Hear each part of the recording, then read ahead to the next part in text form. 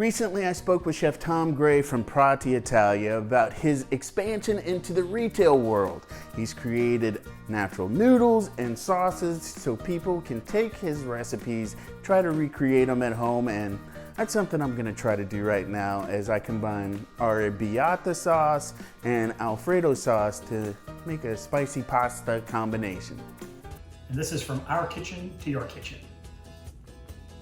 These are the retail pack of the sauces. This is our Alfredo sauce, which has these tamper-proof seals on them. This is our arrabbiata sauce. This is a little bit spicy, so you can use either one of these sauces independently. You could have just the arrabbiata sauce with, say, the campanile, which is the pasta we're cooking today. Campanile is like a little bell with a ruffled edge. It holds sauce nicely. Or you could do the Alfredo sauce by itself with any one of the pastas. Today we're actually going to blend the two and make sort of a pink sauce that's a little bit spicy. And today we're going to cook roughly half of this portion. So now we're going to cook the campanile. This is the little bell with the ruffled edge. We're going into boiling salted water. And then we'll set a timer for 3 minutes exactly. So we're gonna go ahead and start with our sauces. There's maybe a quarter cup of the arrabbiata.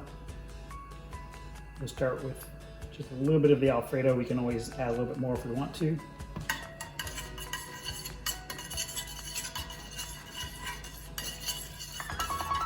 And our pasta is now done. Scoop it right out of here.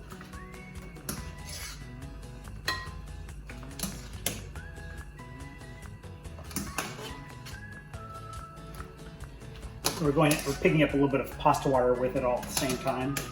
And if your sauce reduces a little too much, instead of adding more and more sauce, you can always add just a little bit more of the pasta water that has the starch in the pasta, in the water, to help it all cook together. And then we want to actually simmer the sauce and the pasta together so that the flavor comes together with the pasta. So now we're at a simmer and the sauce is coating the pasta. It helps when you toss it together because the starches are emulsifying with the sauce and coating the pasta. At this point, you can also add a little bit of grated Parmesan or any other cheese into it. And cook it in. We'll put a little bit on top also to finish, but it's also nice to cook some into the pasta.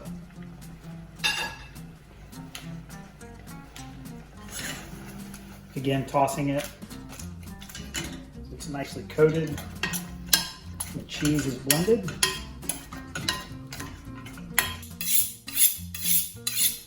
Okay, so we're going to start by getting our garnish ready. A little fresh basil. I like to buy basil plants when I'm picking up herbs from the grocery store versus the little packets. These are just so much nicer. So just snipped a few leaves.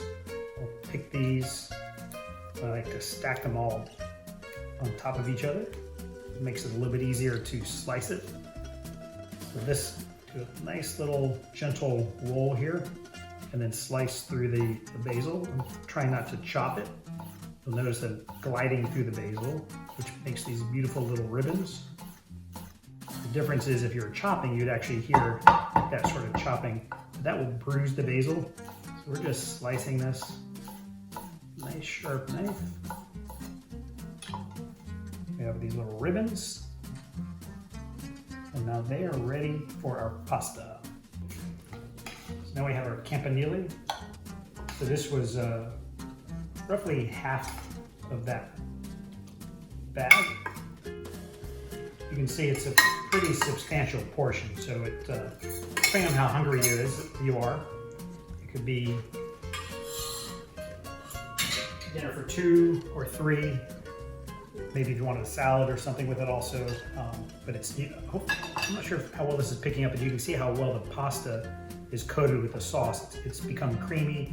That starch from the pasta is all coating nicely. I'm going to grate just a little bit more Parmesan on top. So we cook just a little bit in.